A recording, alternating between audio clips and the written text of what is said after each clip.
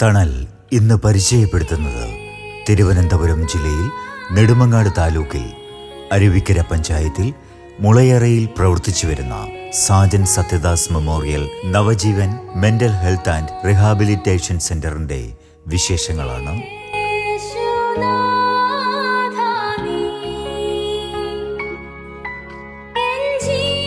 Church of South India South Kerala diocese medical mission ബോർഡിന് കീഴിൽ പ്രവർത്തിച്ചു വരുന്ന സ്ഥാപനമാണ് Sajan Satyadas memorial Navajeevan mental health and rehabilitation centre.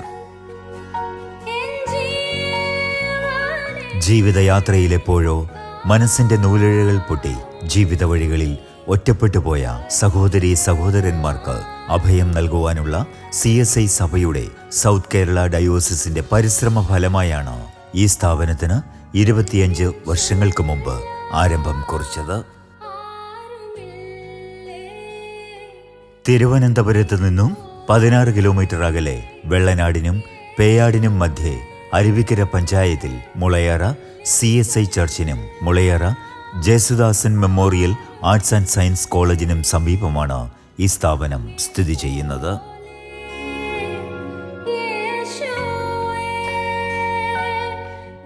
Sajan Satyadas memorial Navajeevan mental rehabilitation centre എന്ന ഈ സ്ഥാപനം 26 വർഷത്തിന് മുമ്പേ ഈ സ്ഥലത്ത് ഇങ്ങനെ ആരംഭിക്കുവാൻ ദൈവ സാന്നിധ്യമുണ്ടായതിനെ ഓർത്ത് ആദ്യമായി ദൈവത്തെ സ്തുതിക്കുന്നു.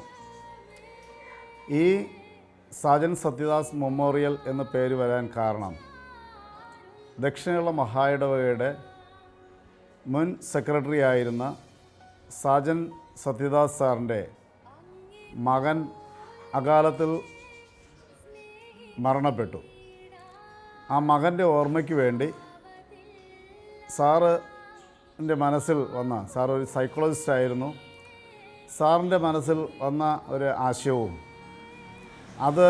അതിനെ തുടർന്ന് ദക്ഷിണേന്ത്യ മഹായിടവകയുടെ മുൻ സെക്രട്ടറി ആയിരുന്ന ലോറൻസ് സാറിൻ്റെയും അവരുടെ ഒന്നിച്ചുള്ള ആ ആശയങ്ങളും ദക്ഷിണേന്ത്യ മഹായിടവകയുടെ ബിഷപ്പ് ആയിരുന്ന ഗ്ലാസ്റ്റൺ തിരുമേനിയുടെയും ഇവരെല്ലാം കൂടെ ഒന്നിച്ച് ചേർന്നിട്ടുള്ള ആ ഒരു ആശയത്തിൻ്റെ ഭാഗമായിട്ട് ഈ സ്ഥാപനം ഇവിടെ ഈ സ്ഥലത്ത് ആരംഭിക്കുവാൻ ഇടയായി. ഈ സ്ഥാപനത്തിൻ്റെ അത് തുടങ്ങിയപ്പോൾ അതിൻ്റെ ഉദ്ദേശങ്ങളെന്ന് പറയുന്നത് മാനസികമായി പ്രയാസത്തിലും രോഗത്തിലും ഉള്ളവർക്ക്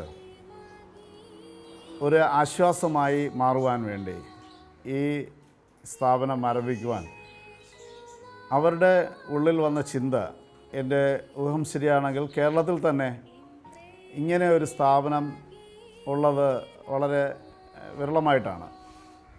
കേരളത്തിൽ മാത്രമല്ല, ഇന്ത്യയിൽ തന്നെയും.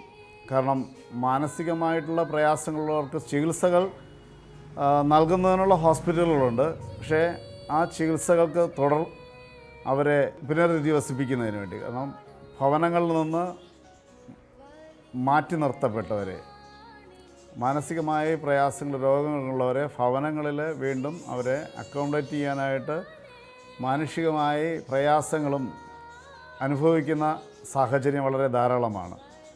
അപ്പോൾ അങ്ങനെയുള്ളവരെ ഞങ്ങൾ കണ്ടെത്തുകയും അവരെ ഈ സ്ഥാപനത്തിൽ ഒന്നിച്ചു ചേർത്ത് ഒരു ഭവനത്തിൽ എന്ന രീതിയിൽ അവരെ ഈ സ്ഥാപനത്തിൽ അവരെ അക്കോമഡേറ്റ് ചെയ്യുകയും അവർക്ക് വേണ്ട ആവശ്യമായ ചികിത്സ, അവർക്കാവശ്യമായ ഭക്ഷണം, താമസ സൗകര്യങ്ങൾ ഇതെല്ലാം നൽകുന്നതാണ് ഈ സ്ഥാപനത്തിൻ്റെ പ്രത്യേകത.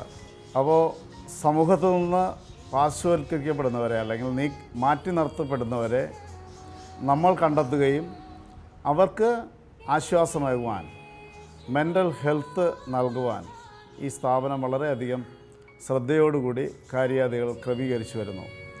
അതിന് ആവശ്യമായ ഡോക്ടർമാരുടെയും നഴ്സുമാരുടെയും മറ്റ് സ്റ്റാഫുകളുടെയും, ക്ലീനിങ് സ്റ്റാഫുണ്ട്, ക്ലറിക്കൽ സ്റ്റാഫുണ്ട്, വാഹനം ഓടിക്കുന്ന സഹോദരങ്ങളുണ്ട്. ഇവരുടെ എല്ലാവരുടെയും സഹായം, അവരുടെ എല്ലാവരുടെയും പ്രവർത്തനങ്ങൾ ഈ സ്ഥാപനത്തിന് ഈ താമസിക്കുന്ന നമ്മുടെ കൂടെ ഈ ഭവനത്തിലെ അംഗങ്ങൾക്ക് വളരെ ആശ്വാസമായി നിലകൊള്ളുന്നു.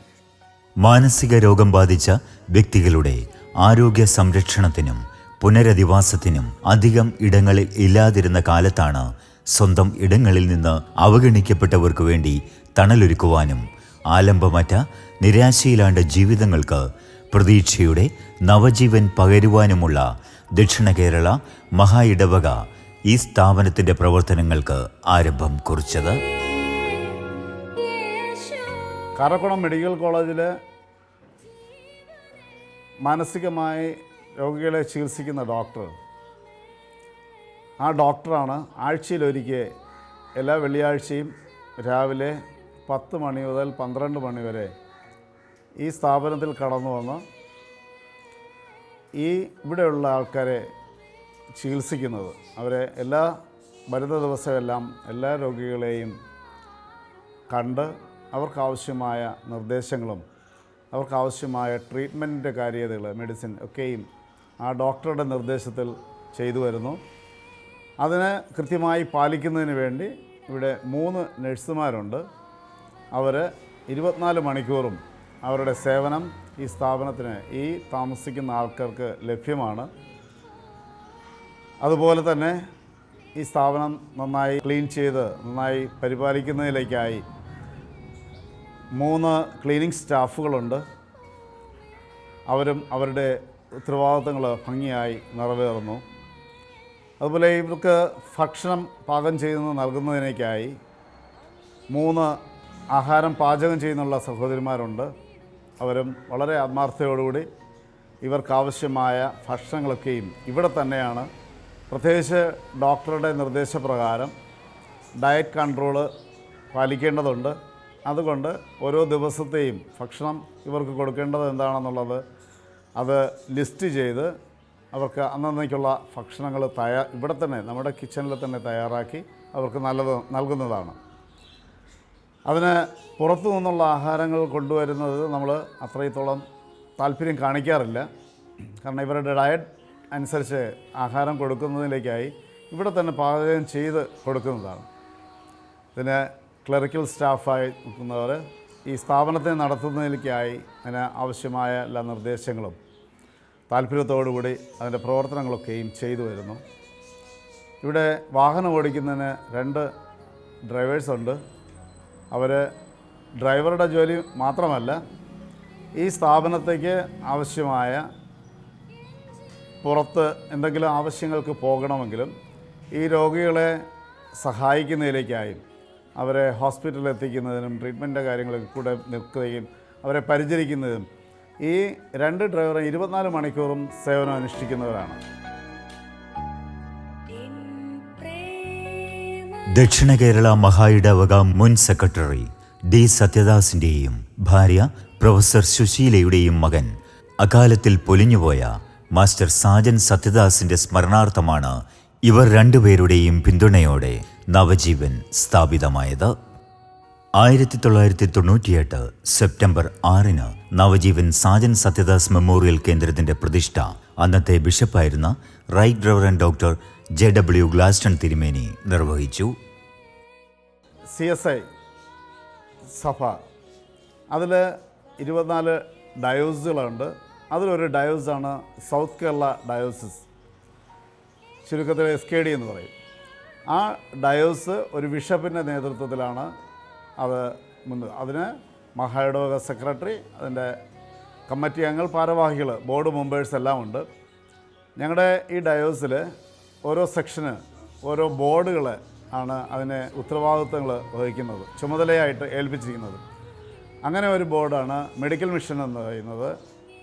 ഈ മെഡിക്കൽ മിഷനിൽ അതിന് ഭാരവാഹികളായിരിക്കുന്നത് ഒരു സെക്രട്ടറി ഉണ്ട്, ഡോക്ടർ സ്റ്റാലിൻ ജോൺസ്, ഒരു ഡയറക്ടറുണ്ട്, ഡോക്ടർ പ്രതാപ് കുമാർ, അതിലൊരു ട്രഷറുണ്ട്, അതാണ് ഞാൻ ജസ്റ്റിൻ രാജ്. ഞങ്ങൾ 3 പേരും കൂടെ കാര്യാദികൾ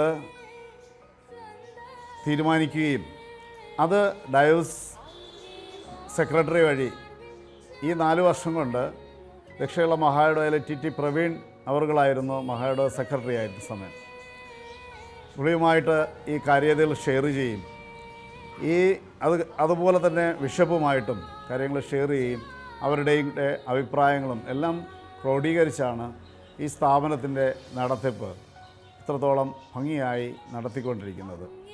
ഈ സ്ഥാപനം 32 അംഗങ്ങളാണ് ഇപ്പോൾ ഇവിടെ താമസിക്കുന്നത്. 11 സ്റ്റാഫുകളുണ്ട്.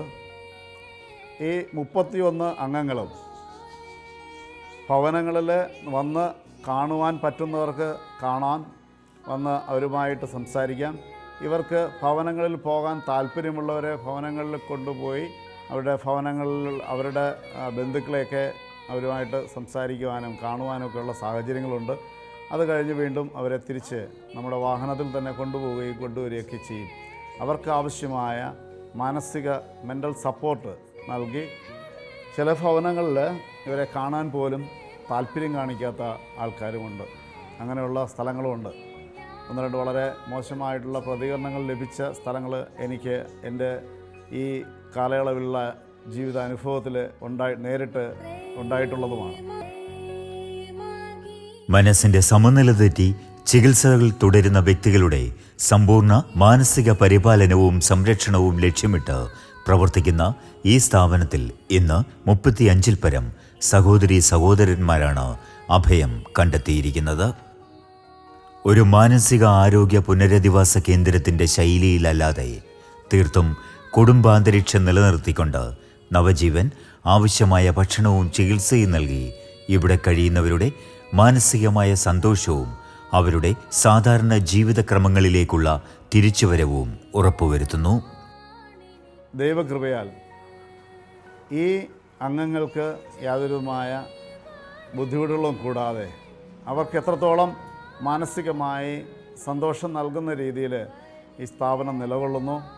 ഇവർക്ക് എൻ്റർടൈൻമെൻറ്റ് ചെയ്യുന്നതിലേക്കായി ന്യൂസ് പേപ്പർ വായന, ഗ്രൂപ്പ് മീറ്റിങ്ങുകൾ, ഇവരിൽ ഉള്ള കലാവിരുതുകൾ അത് പ്രകടിപ്പിക്കാനുള്ള അവസരങ്ങൾ, അവർക്കത് പഠിക്കുവാനും പ്രാവർത്തികമാക്കുവാനുമുള്ള സാഹചര്യങ്ങൾ, ക്യാരം ബോർഡ് കളിക്കുക, അങ്ങനെ ചെറിയ ചെറിയ രീതിയിലുള്ള ഗെയിംസ്, പുറത്ത് ഇവരെ കൊണ്ടുപോയി കുറച്ച് സമയമൊക്കെ പുറത്ത് ഇറങ്ങി നടക്കുവാനും നിൽക്കുവാനൊക്കെയുള്ള സാഹചര്യങ്ങളുണ്ട്. അതൊക്കെയും ഇവിടുത്തെ സ്റ്റാഫുകൾ വളരെ കൃത്യമായി ഭംഗിയായി ചിട്ടയായി ചെയ്യിച്ചു വരുന്നു. ഗ്രൂപ്പ് മീറ്റിങ്ങുകൾ എന്ന് പറയുന്നത് കുറച്ച് കൂട്ടമായിട്ട് ആൾക്കാരെ ഇരുത്തി അവരിലുള്ള കഴിവുകളെ അത് പ്രകടിപ്പിക്കുവാനും അത് മനസ്സിലാക്കുവാനും അവർക്ക് പ്രോത്സാഹനം നൽകുവാനും സപ്പോർട്ട് ചെയ്യാനും ഒക്കെയും അത് ഉപയോഗമുണ്ടാകുന്നു. കാരക്കോണം CSI മെഡിക്കൽ കോളേജിൽ നിന്നുള്ള വിദഗ്ധ ഡോക്ടർമാരുടെ ആഴ്ചതോറുമുള്ള സേവനവും 3 നഴ്സുമാരടങ്ങുന്ന മെഡിക്കൽ ടീമിൻ്റെ 24 മണിക്കൂറുള്ള സേവനവും ഇവർക്ക് നവജീവിതത്തിലേക്കുള്ള പാതയൊരുക്കുന്നു. എൻ്റെ പേര് സ്മിത. ഞാനിവിടെ നേഴ്സിംഗ് സ്റ്റാഫായിട്ട് വർക്ക് ചെയ്യുന്നു. ഇപ്പം ഇതിന് പ്രത്യേകിച്ചുള്ള നമ്മൾ ഉദ്ദേശിക്കുന്നത് പേഷ്യൻ്റ് കെയറാണ്. ഇതിൽ നമുക്ക് എല്ലാ വെള്ളിയാഴ്ചയും നമുക്ക് ഡോക്ടർ വരുന്നുണ്ട്. ഡോക്ടറിൻ്റെ സാന്നിധ്യം നമുക്ക് കിട്ടുന്നതാണ്. അപ്പോൾ ഡോക്ടർ വന്ന് ഡോക്ടറിൻ്റെ സാന്നിധ്യത്തിലാണ് നമ്മൾ പേഷ്യൻ്റ് അഡ്മിറ്റാക്കി പേഷ്യൻ്റിനുള്ള മരുന്ന് എല്ലാം എഴുതുന്നത് ഡോക്ടറാണ്. അതിന് തുടർന്ന് ഞങ്ങൾ ഇവർക്കുള്ള മരുന്ന് കൊടുക്കുകയും ഇഞ്ചക്ഷൻ ഉണ്ടെങ്കിൽ ഇഞ്ചക്ഷനും കൊടുക്കുകയും ചെയ്യും. പിന്നെ ഇതിൽ ചില പേഷ്യൻസ് ആണെങ്കിൽ മരുന്ന് കഴിക്കാൻ നല്ല മടിയുള്ള പേഷ്യൻ്റുണ്ട്. അപ്പോൾ അവരെങ്ങനെയെങ്കിലും മരുന്ന് എത്തിക്കണം എന്നുള്ളൊരു ഉദ്ദേശമാണ് ഞങ്ങൾക്കുള്ളത്. അപ്പോൾ ഭക്ഷണം കഴിക്കുന്ന പേഷ്യൻ്റ് ആണെങ്കിൽ നമുക്ക് ഭക്ഷണത്തിൽ തന്നെ നമുക്ക് അതിൽ കൂടി പൊടിച്ചിടുകയോ അതിൽ ചെറിയ മധുരം എന്തെങ്കിലും ചേർത്ത് അല്ലെങ്കിൽ കറി എന്തെങ്കിലും ചേർത്ത് നമ്മളതിനെ കഴിപ്പിക്കും. പിന്നെ ഇതിൽ വായിൽ വെച്ചിട്ട് കൊണ്ട് കളയുന്ന പേഷ്യൻസ് ഉണ്ട്. അപ്പോൾ അവരെയൊക്കെ നമ്മൾ ഈ ചോറ് കഴിക്കുന്നതോടൊപ്പം തന്നെ ഗുളികയും കൊടുത്ത് ഈ ചോറും കൂടെ വായിൽ വെച്ച് വെള്ളവും കുടിച്ച് നമ്മൾ വായെല്ലാം പരിശോധിച്ചതിന് ശേഷമാണ് നമ്മളവരെ പറഞ്ഞയക്കുന്നത്. പിന്നെ ഇവർക്കൊക്കെ ഓരോ ആഴ്ചയിൽ നമ്മൾ BP ഷുഗർ ടെസ്റ്റ് ചെയ്യും. പിന്നെ മാസത്തിൽ ഇപ്പോൾ 2 മാസത്തിലൊരിക്കലൊക്കെ നമ്മൾ പുറത്തുനിന്ന് ലാബിൽ നിന്ന് ആൾ വന്ന് ഇവരുടെ ബ്ലഡ് കളക്ട് ചെയ്ത് അവരുടേതായ ടെസ്റ്റുകൾ ഓരോ ബ്ലഡ് ഷുഗർ ടെസ്റ്റ്, പിന്നെ തൈറോയിഡിൻ്റെത്, അങ്ങനെയുള്ള ടെസ്റ്റുകളുണ്ട്. അതൊക്കെ നടത്തി നമ്മൾ അതിൻ്റെ റിസൾട്ട് ഡോക്ടറെ കാണിക്കും. പിന്നെ എന്തെങ്കിലും ഇതിൽ റിസൾട്ടിന് എന്തെങ്കിലും വേരിയേഷൻ ഉണ്ടെങ്കിൽ നമ്മൾ അടുത്ത് പുറത്ത് കൊണ്ടുപോയി അവർക്ക് അതിനുള്ള ട്രീറ്റ്മെൻറ്റ് നടത്താനുള്ള ക്രമീകരണം ചെയ്യും. പിന്നെ ഇവർ കറക്റ്റായിട്ട് മെഡിസിൻ കഴിക്കണം. മെഡിസിൻ കഴിച്ച് കഴിഞ്ഞാൽ അവർ തന്നെ സ്വന്തമായിട്ട് അവരുടെ കാര്യങ്ങൾ അവർ പൂർണ്ണമായിട്ട് ചെയ്യുകയും ചെയ്യും. അവിടെ ആ ദേഷ്യവും സങ്കടവും എല്ലാം അവർ മാറുകയും ചെയ്യും. മാറിയിട്ടുള്ള പേഷ്യൻസും ഉണ്ട്. അങ്ങനെയാണ് ഞങ്ങളുടെ ഇവിടേതായ സേവനം. ഞങ്ങളെ ഒരു പേഷ്യൻ്റുണ്ട്, മല്ലിക എന്ന് പറഞ്ഞ പേഷ്യൻ്റ്. വന്ന സമയത്ത് ആളെ കെട്ടിക്കൊടു എന്ന് പറഞ്ഞാൽ ഭയങ്കര വയലൻ്റ് ആയിരുന്നു. ആ പേഷ്യൻ്റ് അന്ന് ഞങ്ങൾ ലാബിൽ കൊണ്ടുപോയിട്ട് ബ്ലഡ് എടുക്കാനോ അല്ലെങ്കിൽ ഇവിടെ വന്നിട്ട് ഞങ്ങളെയൊക്കെ ഉപദ്രവിക്കുന്ന രീതിയിലായിരുന്നു. അങ്ങനെ നടന്ന പേഷ്യൻ്റാണ്. പക്ഷേ ഗുളിക വാങ്ങിച്ച് കഴിക്കത്തില്ല. അങ്ങനെ കുറച്ച് നാൾ നമ്മൾ ആഹാരത്തിൽ തന്നെ പൊടിച്ച് കറിയും കൂടെ ചേർത്ത് ആൾക്ക് കയ്പ്പ് തോന്നാൻ പാടില്ല, ആ ഒരു വിധത്തിലാണ് നമ്മൾ കൊടുത്ത് ഇപ്പോൾ ആൾ സ്വന്തമായിട്ട് ഡ്രസ്സ് നനയ്ക്കും, സ്വന്തമായിട്ടുള്ള കാര്യങ്ങൾ, വേറെ ദേഷ്യഭാവമോ ഒന്നുമില്ല. ആ ഒരു നോർമലായിട്ടുള്ള രീതിയിലാണ്. എന്നാലും പ്രശ്നങ്ങളുണ്ട്. പക്ഷേ അങ്ങനെ വയലൻ്റാണ്. നമ്മൾ വിളിച്ചാൽ ഓടി വരും, ഭക്ഷണം കഴിക്കും, അവരുടേതായ കാര്യങ്ങൾ ചെയ്യും, കുളിക്കും. അങ്ങനത്തെ ഒരു പേഷ്യൻ്റാണ്. ഇതുപോലെ തന്നെ വേറെയും പേഷ്യൻ്റ്, പല പേഷ്യൻസും നമുക്ക് നമ്മുടെ ഇടയിൽ കാണാൻ സാധിക്കുന്നുണ്ട്. എൻ്റെ പേര് ജിൻഷ. ഞാൻ നേഴ്സിംഗ് സ്റ്റാഫായിട്ട് ഇവിടെ പ്രവർത്തിച്ചു വരുന്നു. എല്ലാ ദിവസവും പ്രഭാതത്തിൽ 6 മണിയാകുമ്പോൾ പേഷ്യൻസിന് ബെഡ് കോഫി കൊടുക്കും. അതിനുശേഷം അവരുടെ പ്രാഥമിക കൃത്യങ്ങളെല്ലാം ചെയ്യുവാൻ നമ്മൾ സപ്പോർട്ട് ചെയ്ത് അവരെ വിട്ട് ചെയ്യിക്കും. അതിനുശേഷം 7 മണിയാകുമ്പോൾ പ്രെയറുണ്ട്. ഞങ്ങളുടെ ഒരു ഫാദറും കൊച്ചമ്മയും വരും. ഞങ്ങളോടൊപ്പം പേഷ്യൻസും നമ്മളെല്ലാവരും കൂടെ ഇരുന്ന് പ്രഭാത പ്രെയർ നടത്തും. അതിനുശേഷം എല്ലാവരും ബ്രേക്ക്ഫാസ്റ്റ് കഴിക്കും. തുടർന്ന് 10:30 മണിയാകുമ്പോൾ ടീയും സ്നാക്സും എന്തെങ്കിലും കൊടുക്കും. അത് കഴിഞ്ഞിട്ടൊരു 11 മണിയാകുമ്പോൾ ഇവിടെ ഗ്രൂപ്പായിട്ട് ഞങ്ങൾ പേഷ്യൻസിനെ ഇരുത്തിയിട്ട് അവർക്ക് ആവശ്യമായിട്ടുള്ള ആക്ടിവിറ്റീസ് കൊടുത്ത് അവരതിനെ ഇമ്പ്രൂവ് ചെയ്ത് അവരെ മെമ്മറി ഒക്കെ നല്ല ഇമ്പ്രൂവ് ചെയ്തെടുക്കാൻ വേണ്ടിയിട്ടുള്ള എല്ലാ കാര്യങ്ങളും നമ്മൾ പറഞ്ഞു കൊടുക്കും. പിന്നെ ഗെയിം, പിന്നെ അവരെ മനസ്സിനെ നല്ല രീതിയിൽ സന്തോഷിപ്പിക്കാൻ വേണ്ടിയിട്ടുള്ള നല്ല കാര്യങ്ങൾ അവരെ വിട്ട് ചെയ്യിപ്പിക്കും. തുടർന്ന് അവർക്കിവിടെ TV ഉണ്ട്. എപ്പോൾ വേണോ, നമ്മളെ വീട് പോലെ തന്നെയാണ്. അവർക്കിവിടെ എന്ത് വേണോ ചെയ്യാനുള്ള എല്ലാ കാര്യങ്ങളും ഉണ്ട്. TV കാണുന്നവരുണ്ട്. പിന്നെ ഞങ്ങളോടൊപ്പം പുറത്തിറങ്ങി വന്ന് അവർക്ക് പുറത്ത് നടക്കണമെന്ന് പറയുമ്പോൾ അതെല്ലാം ഞങ്ങൾ ചെയ്തു കൊടുക്കും. ഞങ്ങൾ കൂടെ നിന്ന് ഇവിടെ കിളികളെ പരിപാലിക്കും. പിന്നെ കോഴിയുണ്ട്, കോഴിക്ക് അത് തീറ്റയൊക്കെ കൊടുക്കുന്നതും എല്ലാം ചെയ്യും. പിന്നീട് ഉച്ചയ്ക്ക് ഫുഡ് കൊടുക്കും. പിന്നെ അതോടൊപ്പം അവർക്ക് മെഡിസിനും കൊടുക്കും. ഉച്ചയ്ക്ക് ശേഷം അവർ കുറച്ച് നേരം വിശ്രമിക്കും. വൈകുന്നേരം വീണ്ടും ടീയും സ്നാക്സും ഉണ്ട്. അത് കഴിഞ്ഞിട്ട് 7 മണിയാകുമ്പോൾ പ്രെയറുണ്ട്. അത് ഞങ്ങളെല്ലാവരും ഒന്നിച്ചു കൂടിയാണ് പ്രെയർ നടത്തുന്നത്. തിരിച്ച് വൈകുന്നേരം ഒരു 7 മണിയാകുമ്പോൾ വീണ്ടും പ്രെയർ നടത്തി വീണ്ടും എല്ലാവരും ഒന്നിച്ചിരുന്ന് ഫുഡും കഴിച്ച് മെഡിസിൻ കൊടുത്ത് പിന്നെ അവർ കിടന്ന് ഉറങ്ങും. CSI south Kerala diocese medical mission board president doctor Pratap Kumar, secretary doctor Stalin Johns, treasurer JR Justin Raj എന്നിവരുടെ നേതൃത്വത്തിൽ ഉള്ള സമിതിയാണ് ഈ സ്ഥാപനത്തിൻ്റെ ദൈനംദിന ഭരണ നിർവഹണങ്ങൾക്ക് നേതൃത്വം നൽകുന്നത്.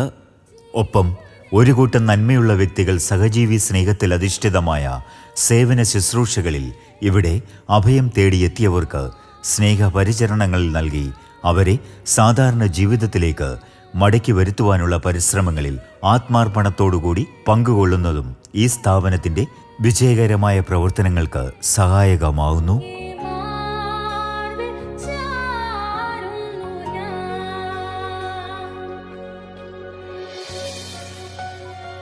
നമ്മുടെ സമൂഹത്തിൽ മാനസിക പ്രശ്നമുള്ള പേഷ്യൻസിനെ വേറെ ഹോസ്പിറ്റലിൽ ചികിത്സിച്ച് ഇട്ട് സാമാന്യം ബെറ്ററായവരെ തുടർ ചികിത്സയ്ക്കാക്കിയിരിക്കുന്ന ഒരു സ്ഥാപനമാണ് ഈ നവജീവൻ സെൻറ്റർ എന്ന് പറയുന്നത്.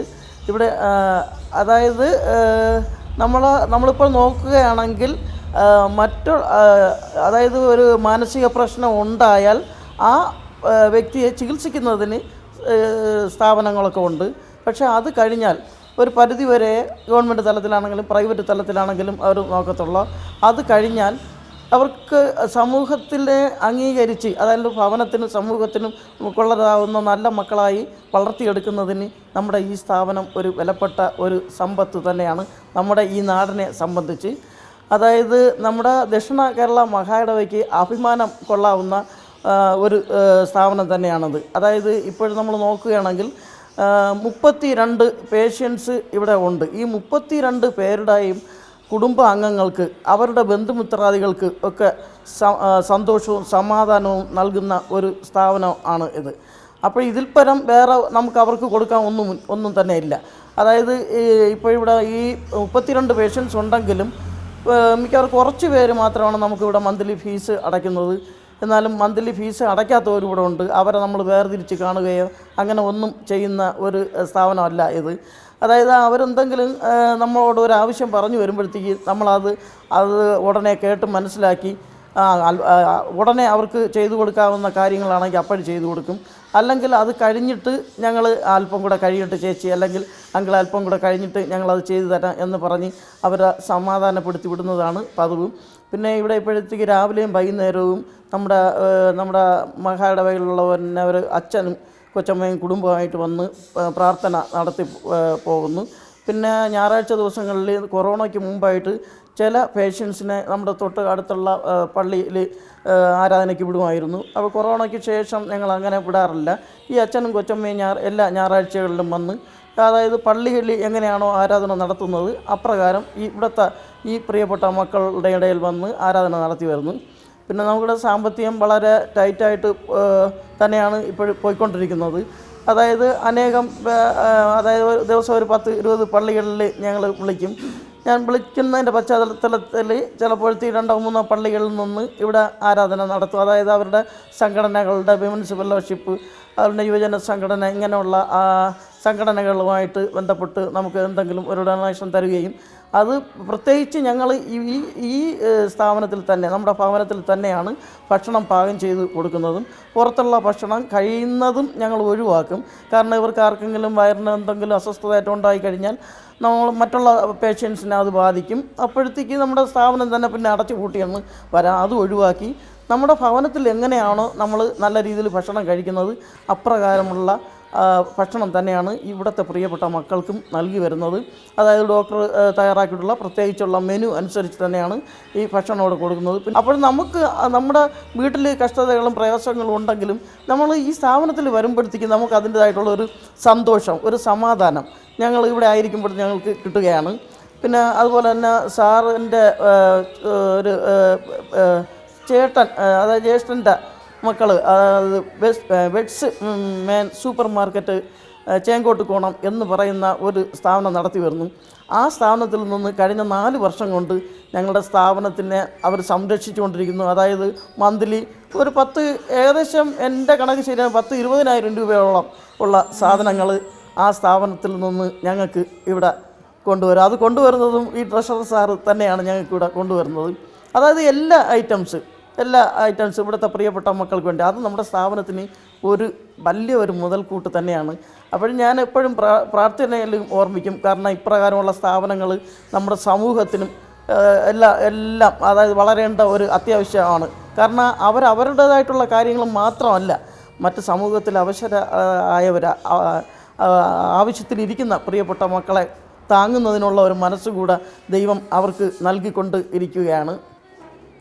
അപ്പോൾ ആ രീതിയിലൊക്കെയും കാര്യതകൾ വളരെ ഭംഗിയായി ചിട്ടയായി നടന്നു പോകുന്നു. ഇതിനൊക്കെയും സാമ്പത്തികമായി എങ്ങനെയാണ് മുന്നോട്ട് പോകുന്നതെന്ന് പറഞ്ഞാൽ ഇവിടെ താമസിക്കുന്ന ആൾക്കാരുടെ കോൺട്രിബ്യൂഷനുണ്ട്. അവർ അങ്ങനെ ഇല്ലാത്തവരുമുണ്ട്. ഒരു സാമ്പത്തികവും ഇല്ലാതെ ആരോരുമില്ലാതെ ഉപേക്ഷിക്കപ്പെട്ടവരും നമ്മുടെ ഈ സ്ഥാപനത്തിലുണ്ട്. അവരെയും നമുക്ക് ഒരുപോലെ പരിപാലിക്കേണ്ടതുണ്ട്. അപ്പോൾ അതിലേക്കായി നമ്മുടെ CSI സഭയുടെ ഓരോ സഭകളിലും നമ്മൾ ഈ സ്ഥാപനത്തെക്കുറിച്ച് വിളിച്ച് അവരെ അടുത്ത് സംസാരിക്കുമ്പോൾ അവിടെ ഉള്ള ആ സഭയിലെ അംഗങ്ങൾ അവരുടെ ബർത്ത്ഡേ പ്രോഗ്രാമുകളോ അല്ലെങ്കിൽ ഓർമ്മ പ്രാർത്ഥനകൾ, അവരുടെ പ്രിയപ്പെട്ടവർ ഈ ലോകത്തിൽ നിന്ന് എടുക്കപ്പെട്ട് അതിനെ വർഷം ഓർമ്മിക്കുമ്പോൾ ആ ഓർമ്മ പ്രാർത്ഥനയിൽ മറ്റ് ചിലവുകളൊക്കെ ഒഴിവാക്കി അവർ ഈ സ്ഥാപനത്തിലുള്ള ആൾക്കാർക്ക് ഒരു നേരത്തെ ഭക്ഷണം നൽകുന്നതിലേക്കായി അവർ ഈ സ്ഥാപനവുമായി സഹകരിച്ച് അതിലെ ഭാഗവാക്കുകളാകുന്നുണ്ട്. അപ്പോൾ അത് മാത്രമല്ല, ആൾക്കാർ സ്വമനസ്സുകളുടെ സംഭാവനകളും കാര്യങ്ങളിലും കൂടെയാണ് ഈ സ്ഥാപനം മുന്നോട്ട് പോകുന്നത്. അതുമാത്രമല്ല, അതിനേക്കാൾ ഉപരി വളരെ ശ്രദ്ധയോടുകൂടി താല്പര്യത്തോടുകൂടി ഇവരുടെ കാര്യാദികൾ അറേഞ്ച് ചെയ്യുന്നതിന് വേണ്ടി, അവരെ സപ്പോർട്ട് ചെയ്യുന്നതിന് വേണ്ടി, അവരെ സമൂഹത്തിലേക്ക് വീണ്ടും ഞങ്ങളുടെ ഈ സ്ഥാപനത്തിൻ്റെ പ്രത്യേകത ഇവരെ മാനസികമായി വീണ്ടും മാനസിക സപ്പോർട്ട് നൽകുന്നതോടൊപ്പം തന്നെ ഇവരെ വീണ്ടും സമൂഹത്തിലേക്ക് തിരിച്ച് ഇവരുടെ ഭവനങ്ങളിലേക്ക് എത്തിക്കുക എന്നുള്ള ദൗത്യം കൂടെയുണ്ട്. ഈ ദൗത്യം കൂടെ ഏറ്റെടുത്തിട്ടാണ് നമ്മുടെ ഇവിടുത്തെ സ്ഥാപനത്തിലെ സ്റ്റാഫുകൾ പ്രവർത്തിക്കുന്നത്. അങ്ങനെ വളരെ അനുഗ്രഹകരമായ രീതിയിലുള്ള പ്രവർത്തനങ്ങൾ കാഴ്ചവെച്ച് ഈ സ്ഥാപനം നമ്മുടെ ദക്ഷിണ കേരള മഹായുടെ CSI എന്നതിലുപരി ഈ ദേശത്തിന് അനുഗ്രഹമായ രീതിയിൽ ഇത് ഒരു ജാതിമത വ്യത്യാസവും കൂടാതെ ഈ സ്ഥാപനം ഇവിടെ നിലകൊള്ളുന്നു. ഇവിടെ എല്ലാ വിഭാഗത്തിൽപ്പെട്ട ആൾക്കാരും ഇവിടെ താമസിക്കുന്നു. ഒരു വേർതിരിവുമില്ലാതെ ഒന്നിച്ച് ഒരു ഭവനത്തിൽ കഴിയുന്നു. വളരെ സന്തോഷത്തോടുകൂടി അവർക്കാവശ്യമായ കാര്യതകൾ ചെയ്ത് അവരെ വളരെ അനുഗ്രഹമായ രീതിയിൽ നിലനിർന്നു പോകുന്നു. ഇവർ രോഗസൗഖ്യം പ്രാപിച്ച് പൂർണ്ണമായി ഭവനങ്ങളിലുള്ളവർക്ക് ഇവരെ ഏറ്റെടുക്കാൻ പറ്റും എന്ന ഒരു സിറ്റുവേഷൻ വരുമ്പോൾ ഭവനത്തിലുള്ളവർ വന്ന് അവരെ ഭവനങ്ങളിലേക്ക് കൊണ്ടുപോവുകയും ചെയ്യുന്നു. ജീവിതയാത്രയിൽ എപ്പോഴോ മനസ്സിൻ്റെ ചരടുകൾ പൊട്ടി ജീവിത സാഹചര്യങ്ങളിൽ ഒറ്റപ്പെടലിൻ്റെയും ഒഴിവാക്കലുകളുടെയും അനുഭവങ്ങളിൽ നിന്ന് കരുതലിൻ്റെയും ചേർത്തണയ്ക്കലുകളുടെയും ദൈവസ്നേഹത്തിൽ അധിഷ്ഠിതമായ സേവന ശുശ്രൂഷകളിലൂടെ 25-ൽ പരം വർഷങ്ങളിലായി യാത്ര തുടരുകയാണ് Sajan Satyadas memorial Navajeevan mental health and rehabilitation centre. അനേകർക്ക് ആശ്വാസത്തിൻ്റെ തണലൊരുക്കിക്കൊണ്ട്, ആലംബമറ്റവർക്ക് ആശ്രയമേകിക്കൊണ്ട്, ജീവിത വഴികളിൽ ഒറ്റപ്പെട്ടു പോയ അനേകർക്ക് ആശ്വാസത്തിൻ്റെ തണലൊരുക്കി നൽകുന്ന Mulayara Sajan Satyadas memorial Navajeevan health and rehabilitation സെൻ്ററിൻ്റെ വിശേഷങ്ങൾ പങ്കുവച്ചുകൊണ്ടുള്ള തണലിൻ്റെ ഇന്നത്തെ അധ്യായം ഇവിടെ പൂർണ്ണമാകുന്നു.